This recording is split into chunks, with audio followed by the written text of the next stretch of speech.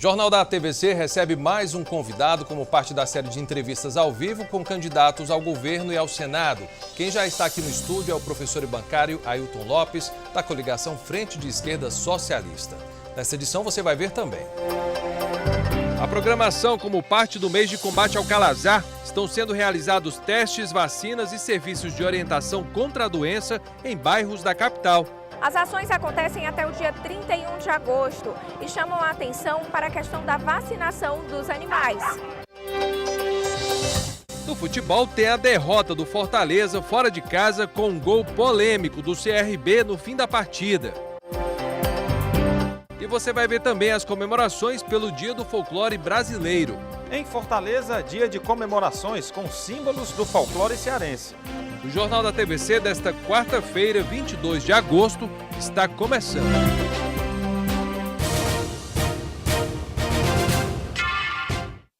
Olá, boa noite. O Jornal da TVC dá continuidade à série de entrevistas ao vivo com os candidatos a governo e ao Senado, com o objetivo de ajudar você, eleitor, a conhecer as propostas para definir da melhor forma o voto e como vão ser os próximos 4 anos aqui no estado. Nosso convidado de hoje concorre ao cargo de governador do Ceará pela segunda vez. Nas eleições municipais de 2016, foi o 5º mais votado para vereador de Fortaleza, mas não conseguiu se eleger por conta das regras do quociente eleitoral. Ailton Lopes é professor e bancário e representa a coligação Frente da Esquerda Socialista. Lembrando que cada entrevista tem duração de 14 minutos, depois mais 1 minuto para as considerações finais. Boa noite, candidato, muito bem-vindo. Boa noite, Christian. Boa noite a todo mundo que está acompanhando. É fundamental que a gente tenha esse espaço de acesso à informação para a democracia brasileira. Obrigado pela presença. Começa agora a contagem, já começou até rapidinho. A gente conquistou agora recente aqui no Ceará a vinda de um hub internacional de voos da França, de Paris e Amsterdã, atraindo aqui para o Ceará uma das principais portas de entrada do turismo internacional do Brasil. A gente já consolidou Fortaleza há anos como um dos principais destinos domésticos. Como é que o senhor visualiza isso, se a gente tem infraestrutura, e como é que o senhor pretende manter isso caso seja eleito? Christian, há diversos problemas na forma como são garantidos os tais empregos aqui no estado do Ceará ou esse modelo econômico, que é um modelo econômico profundamente concentrador. Veja, o custo disso daí foi, por exemplo, além de diversas isenções de ICMS nos produtos e equipamentos relacionados à aviação dessas companhias e o próprio desconto também no ISS por parte da Prefeitura. Isso no combustível, o senhor fala?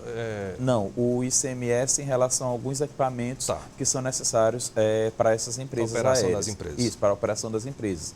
E o ISS que é da Prefeitura. Afora isso, o governo do estado achou por bem ainda destinar mais 100 milhões de reais de subvenção, ou seja, dinheiro que sai do cofre público para essas companhias aéreas. O governo do estado ele tem concedido muitas isenções e benefícios fiscais, da ordem de mais de R$1 bilhão, sem mostrar qual o impacto disso na geração de empregos e o impacto disso para a sociedade. A gente pretende fazer um ajuste nessa política fiscal, fazendo uma verificação do retorno que isso tem dado para a sociedade. Isso o próprio IPE está fazendo em nível de governo federal. Nós pretendemos fazer também em nível de governo estadual, para que nós orientemos um modelo de desenvolvimento econômico que priorize, no caso da geração de emprego e renda, por exemplo, agricultura familiar, turismo comunitário, agroecologia, o setor de bens e serviços e também com atividades que consumam pouca água, poluam menos e nem precisem de tanta isenção fiscal. Você está falando de água e eu queria tocar no assunto que há anos a gente tem a expectativa de pelo menos amenizar esse convívio com a seca aqui no Ceará. A esperada transposição do São Francisco já passou aí por uma verdadeira novela. Parece-me que finalmente até o fim desse ano a gente vai ver a água chegando aqui em parte do Ceará para abastecer ali a região sul e depois dar continuidade ao projeto. É um projeto que não tem como voltar atrás. Como é que o senhor pretende trabalhar dentro dessa perspectiva? Olha, o principal problema no que diz respeito à água é a gestão da demanda da água.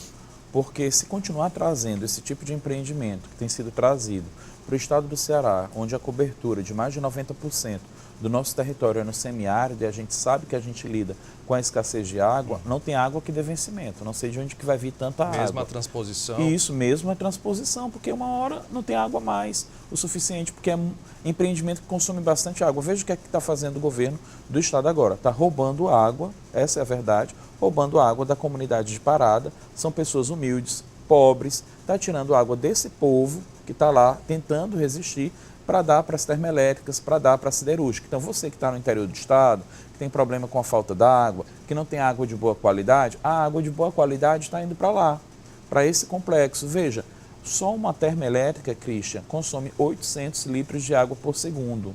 Vamos traduzir. Isso significa dizer que é água que dá para um município de 300 mil habitantes. Uma água que dá para um município de 300 mil habitantes, ou seja, para 300 mil pessoas, está sendo destinada para uma única termoelétrica que joga mais de 5 milhões de dióxido de carbono de litro de dióxido de carbono na atmosfera e ainda só gera pouco mais de 300 empregos. Então não há outras atividades econômicas que possam gerar mais emprego e consumir menos água. É o mesmo que acontece com o agronegócio, com a fruticultura irrigada, acaba com a agricultura familiar, desemprega aqueles agricultores da região, polui água, terra, consegue tudo que pode do Estado, o resultado, o lucro, fica muito pouco no Estado e depois que consumiram tudo, vão embora, né? E deixam já o solo contaminado, destrói tudo, destrói a agricultura familiar, destrói o modo de vida daquelas famílias lá, que empregariam muito mais. A gente tem um programa de construção de cisterna que alcançou números enormes, aí, com o apoio do governo federal, obviamente, mas contrapartida do governo do estado. Isso resolveria um pouco essa situação, na sua opinião?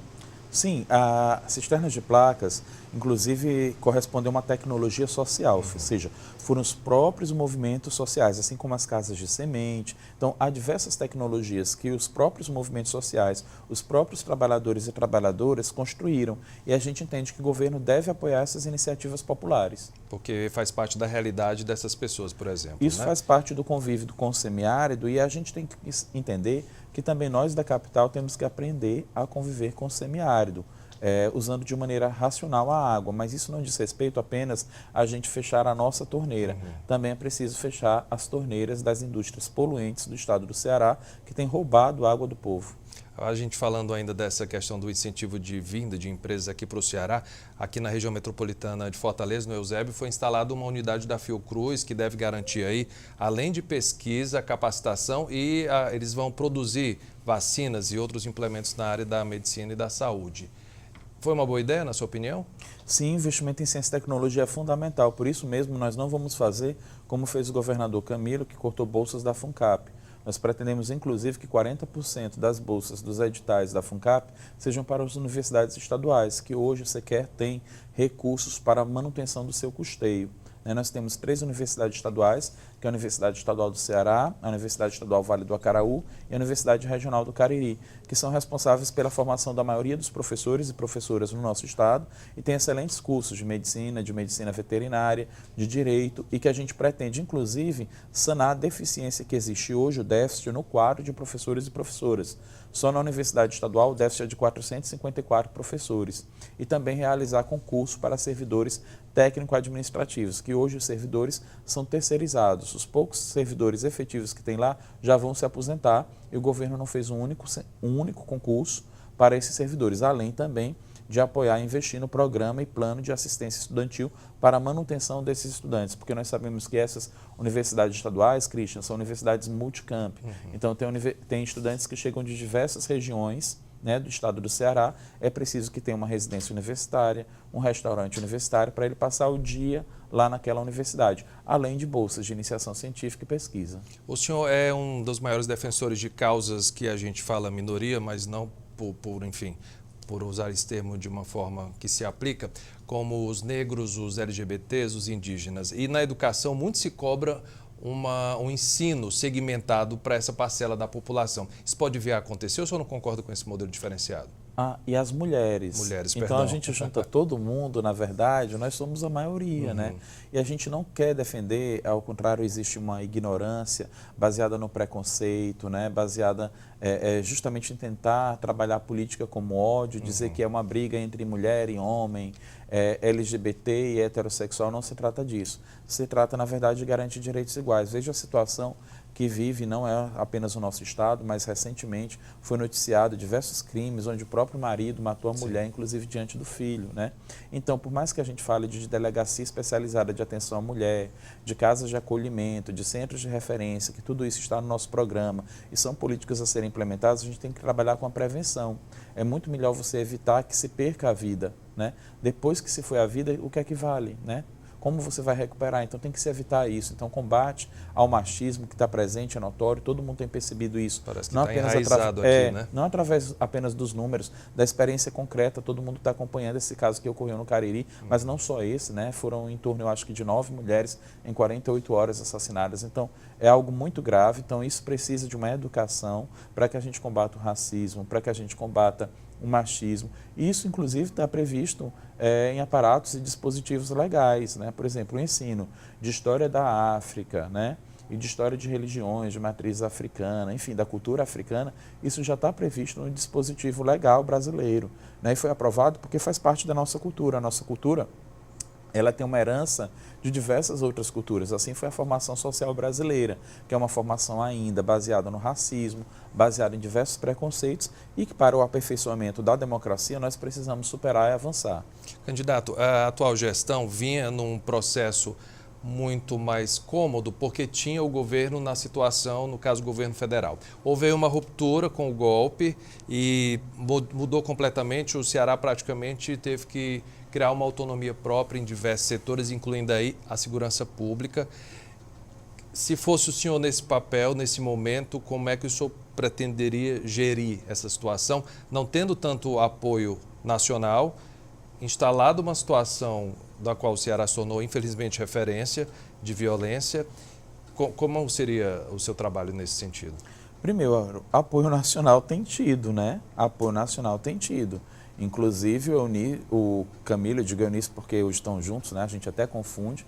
O Camilo teve várias vezes, né, em Brasília, com o ministro da Justiça, enfim, vendo tudo isso. O que precisa da política de segurança pública, e aí não é só o caso do Ceará, mas o caso do Ceará é porque o índice de violência é altíssimo, né? Nós somos o estado que mais mata adolescentes no país, o índice é de 8,71 a cada 100 mil adolescentes, portanto, muito superior a outros estados, e a média nacional, que é 3,65, né, é mudar o enfoque. Ao invés de enfoque de repressão, veja, ninguém contratou tanto policial como o Cid, que se elegeu baseado no Ronda do Quarteirão.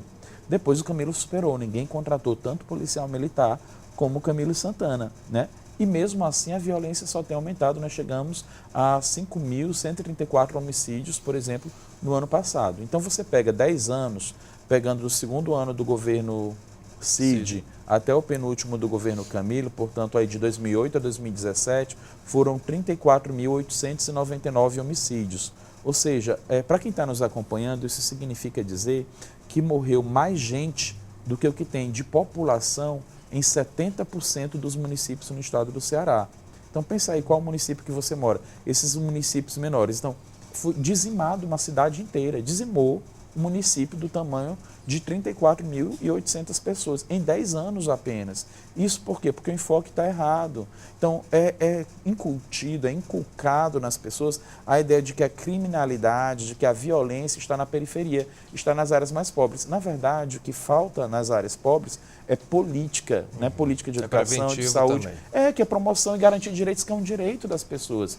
Veja, nesses locais, o que é que você pega, por exemplo, 17 dos 119 bairros de Fortaleza, é onde ocorre a maioria desses casos. E aí você vê, o Christian e quem está nos acompanhando, são justamente nos locais onde tem mais gente, né, nos adensamentos populacionais maiores, né, nos bairros mais populosos e nos mais pobres, é onde vem menos recurso público. A maior parte do recurso público está nas áreas nobres, daqueles que têm as suas mansões muito bem servidas de segurança privada. O Eunício entende muito bem disso, que o Eunício é um magnata da segurança privada, vive às custas da violência urbana, né, a sua empresa, e agora está aliado com o Camilo Santana. Então é mudar esse enfoque para a garantia de direitos. É chegar à periferia, chegar a todo lugar, o que chega a poucos locais, né, dos centros urbanos. Quer chegar ao quê? Saneamento. É inaceitável que nós sejamos o 4º estado do Nordeste, por exemplo, em esgoto a céu aberto, né? Então isso aumenta o número de doenças infecto-contagiosas, das arboviroses, que são as doenças causadas pelo vírus da chikungunya, da dengue, do zika. Então é ofertar dignidade para a maioria da população. Christian, infelizmente o que a gente tem hoje é um governo dos ricos contra os pobres. Não falta dinheiro, não falta água para as indústrias do PECEM, não falta dinheiro para dar, por exemplo, para as companhias aéreas, é luxo para os ricos, lixo para os pobres. É assim que tem sido feito com esses governos. Não à toa, no Ceará, nós nunca elegemos um governo que que fosse realmente representativo da classe trabalhadora. Sempre foi um governo para abençoar e atender os interesses das elites. Se a gente perguntar para o povo do Ceará, vocês que estão nos acompanhando aqui nessa entrevista, se eu dissesse para vocês, olha, aqui o Estado tem 130 milhões de reais. Você quer que esses 130 milhões de reais vá para um aquário ou o Estado do Ceará, tendo esgoto a céu aberto, eu invista esse dinheiro em saneamento básico? Com certeza, se eu perguntasse isso para o povo do Ceará, eu teria absoluta certeza de que a resposta seria pela segunda alternativa. Mas isso se decide onde? Nos palácios, né, onde está o governador, e na Assembleia Legislativa, onde estão os deputados, onde parte significativa deles a gente elegeu. A gente elegeu esses deputados que hoje votam contra você, que votam contra o povo. Por isso, tão importante quanto votar na candidatura do pessoal a governo do Estado é votar nos deputados e deputadas. Por favor, desculpa, 1 minuto para as considerações finais. 1 minuto. Gente, tem muita coisa, vocês acompanham aí o nosso programa de governo, todos os candidatos têm seu programa no TSE, a gente pede que vocês se envolvam, a política não é resumida a esse balcão de negócios que existe aí e nem as eleições. Política se faz todos os dias na luta por direitos, transformação da realidade. Vá ao nosso comitê, fica na Avenida do Imperador 1397, participe da campanha. Vamos à luta para um outro Ceará dos trabalhadores e das trabalhadoras. Só tem mais 27 segundos. Tem mais 27 segundos? Então, gente, vamos conversar aqui um pouco mais sobre as nossas propostas. Mas é isso, gente. Apareça, porque foi tão pouco tempo, apareça no nosso comitê, na Avenida do Imperador 1397, acompanhe as nossas redes sociais, Facebook, Instagram, e lá a gente vai estar divulgando e acompanhe também os debates. Hoje teve está lá na página do Facebook, a gente vai divulgar uns vídeos. A página é Ailton Lopes Pessoal. Procure Ailton Lopes Pessoal no Facebook e Instagram. Perfeito. Muito obrigado. Sucesso na sua campanha. Obrigado. Até a próxima. Olha, e amanhã, na 4ª entrevista ao vivo da série Eleições 2018, a gente recebe o governador Camilo Santana, que vai concorrer à reeleição pela coligação por um Ceará cada vez mais forte. No próximo bloco, você vai ver... A gente mostra as ações como parte do combate ao calazar em Fortaleza e tem também os detalhes do programa que garante desconto para quem está precisando trocar aí os eletrodomésticos, aqueles campeões de consumo de energia. O Jornal da TVC volta já. A gente volta a falar de eleições 2018, que termina amanhã o prazo para solicitar o voto em trânsito, que é o direito de votar em outra cidade diferente de onde o título está cadastrado. Veja os detalhes.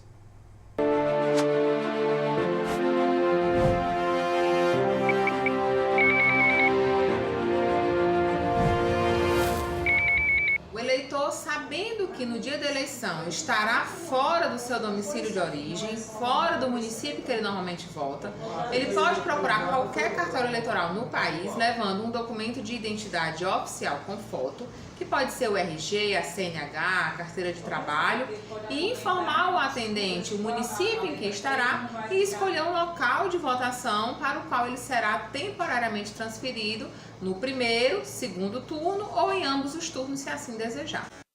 Se o eleitor habilitado para votar em trânsito não for à sessão, ele deve justificar a ausência. Os detalhes estão na página da Justiça Eleitoral do Ceará.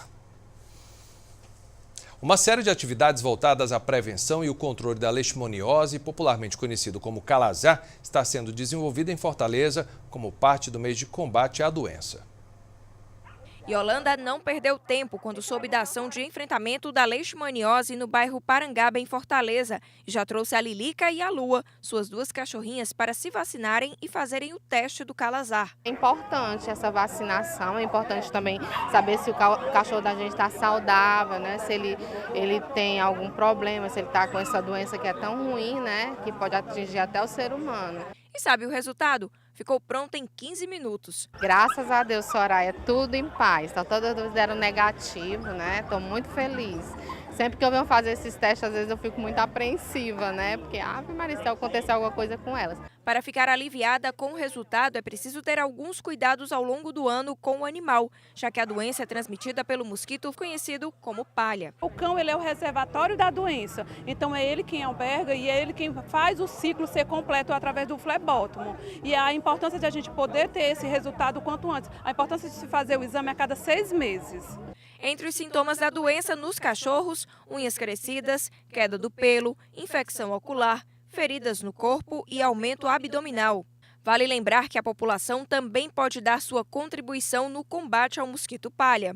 A população tendo esse devido cuidado na sua residência, que não tem a questão do lixo orgânico, que é onde o mosquito principalmente se reproduz, aqueles locais que tem quintal, que tem folha, né, que tem às vezes a própria fruta, fezes do próprio animal. Se não tiver o devido higiene, a devida limpeza, o mosquito com certeza vai se reproduzir e vai picar o cão, né? E também pode picar o ser humano e acontecer ter a doença, né? A leishmaniose. A ação acontecerá ainda no Cuca Janguruçu, nos bairros José Walter, Rodolfo Teófilo e encerrando na Praça do Ferreira, com atividades sendo realizadas das 8 da manhã ao meio-dia até o dia 31 de agosto. Dia 27 nós vamos estar no Cuca do Janguruçu, né, na Regional 6. Dia 28 vamos ter um seminário na UES com os profissionais de saúde. Dia 30 nós vamos estar no Rodolfo Teófilo, na Regional 3. Dia 30 também vamos estar no bairro José Walter, na Regional 5. E o encerramento vai ser dia 31 na Praça do Ferreira. Carlos aproveitou a ação para vacinar seu gato Nino contra a raiva. Aproveitar essa campanha enquanto está aí, para poder ajeitar aí, para não pegar nenhuma doença, né? E terminou hoje em Fortaleza a segunda edição do Encontro da Juventude. Durante o evento, que faz parte das comemorações pelo Dia Internacional da Juventude, celebrado agora no mês de agosto, os estudantes participaram de palestras, oficinas, bate-papo e apresentações. Música, dança e teatro. As expressões culturais estavam todas reunidas no mesmo palco na segunda edição do Encontro da Juventude, promovido pelo Instituto João Carlos Mendonça de Compromisso Social. Instituição que tem garantido oportunidades para jovens de comunidades carentes de Fortaleza. Através da cultura, a gente consegue dar voz a esses jovens, né? Muitas vezes eles são calados nas suas periferias, né? E através da cultura eles conseguem trazer essa expressão, né? Se expressar, dizer realmente o que é que eles querem. E foi trabalhado dentro dessa perspectiva. Este ano, o Encontro da Juventude teve como tema diversidade cultural. Entre os assuntos abordados, a luta do povo nordestino e os índios. A experiência foi incrível para mim, porque foi uma experiência nova também. O teatro é enorme, as pessoas assistindo e a sensação de eu ver que eu estava aprendendo tudo isso sobre a coreografia, vendo o pessoal do teatro e acompanhando tudo, foi incrível. E eu teve aquele nervosismo, mas a melhor coisa é o nervosismo para quando você terminar e ver, finalmente deu tudo certo. O encontro também possibilitou a troca de experiências e sonhos. Felipe, por exemplo, está cheio de planos. O Instituto JCPM me deu uma oportunidade de começar cursos que eu sempre quis, sem pagar nada, porque minha família não tem condições. Eu espero um bom aprendizado e melhorar e adquirir minhas habilidades.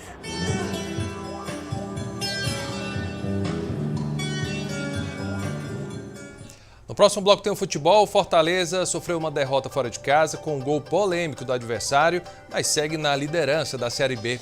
E tem as comemorações pelo Dia do Folclore Brasileiro no Museu do Ceará. Daqui a pouco.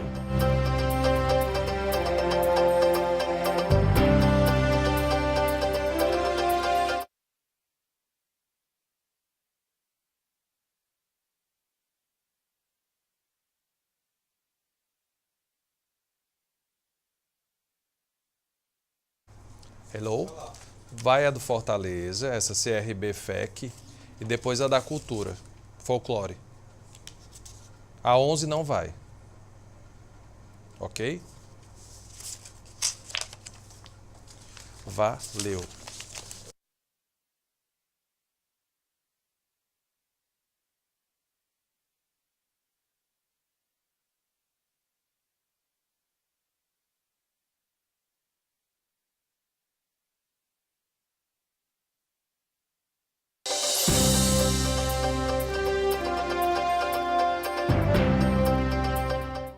Bora de futebol, o CRB derrotou o Fortaleza por 2-1 nesta terça-feira lá no estádio Rei Pelé. O time da casa não vencia as 6 partidas e só confirmou a vitória aos 48 do segundo tempo, com um gol considerado irregular e muito questionado pelo técnico do Leão, Rogério Ceni.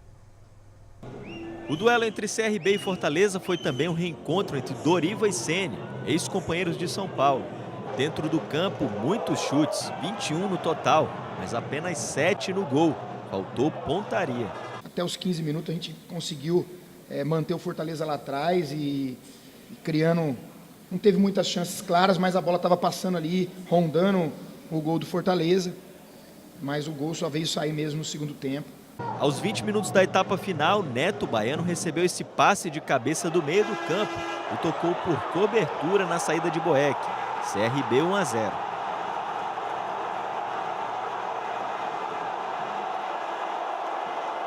Ceni aproveitou uma parada técnica improvisada para reorganizar o time e deu certo. Aos 40, Gustavo Henrique recebeu o cruzamento e marcou seu terceiro gol em 3 jogos.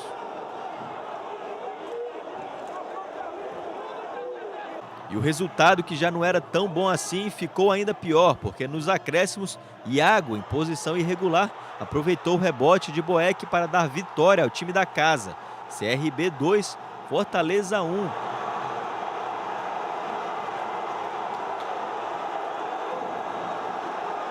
Rogério Ceni ficou na bronca com o próprio time e principalmente com a arbitragem. Tivemos poder de reação, apertamos marcação já no final do jogo para fazer 1-1. E aí você tem que ter um pouco mais de controle de bola, não pode dar bola, né, para o adversário, perder bola de uma maneira fácil, como nós perdemos. E aí entra o erro do Bandeira também, que dá um gol que é em posição de impedimento, né? Aliás, nem entende a regra, porque foi cobrar ele falou que depois que o goleiro defendeu, o jogador estava em condições. Que quando saiu o chute ele não estava, mas depois ele estava. Então o cara não sabe nem o que ele fala, não está perdido no jogo. Hoje é comemorado o Dia do Folclore Brasileiro, momento para reafirmar a tradição das raízes da cultura popular. Aqui no Ceará, 2 dos mais importantes símbolos da manifestação regional foram celebrados. Quem deu bom dia ao cearense foi o boi, que amanheceu em festa no Dia do Folclore Brasileiro. Um dos símbolos da cultura regional embala a tradição da manifestação popular. Dia de abrir a porteira para a passagem do Bumba Meu Boi. Um vaqueiro ou mestre tem que saber no mínimo 10 tipos de dança das músicas. Porque cada música que a pessoa canta obriga a pessoa a dançar uma dança diferente da que já dançaram, né? Falou a voz da sabedoria popular, Mestre Ciro, mais de 30 anos no folclore, e leva a família junto. O grupo Boi Juventude, criado pelos avós, vai tangendo tudo que desvaloriza a continuação da história e atravessando gerações. Isso já vem de família, né? Dos avós da gente, dos pais, né? Eu mesmo comecei a brincar com 8 anos, né? Uma das mais ricas representações do folclore brasileiro, com influências de elementos da cultura europeia, africana e indígena, contrasta com o ambiente urbano pelas ruas de Fortaleza. Os sons da grande cidade desaparecem diante do batuque da balada do boi. E por falar em festa, ou melhor, em bicho que gosta de festa, salão liberado para a autoridade da boemia. Isso vai dar bode. Um bode estrela, que ficou famoso na cidade na década de 20. O bode ioiô tem uma longa história de quilômetros rodados no folclore da Fortaleza de antigamente. Conta-se muito sobre esse bode, né?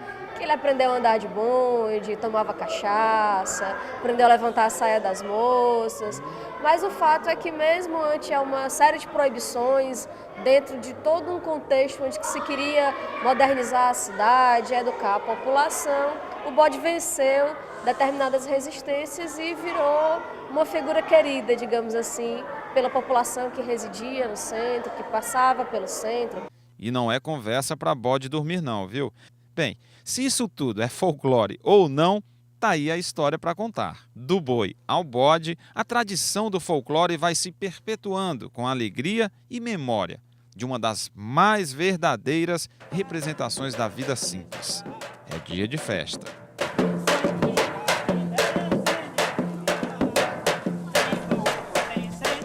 Outras notícias às 9h15 da noite no Jornal da Cultura e amanhã, na primeira edição do Jornal da TVC, às 11h45 da manhã. Uma ótima noite para você.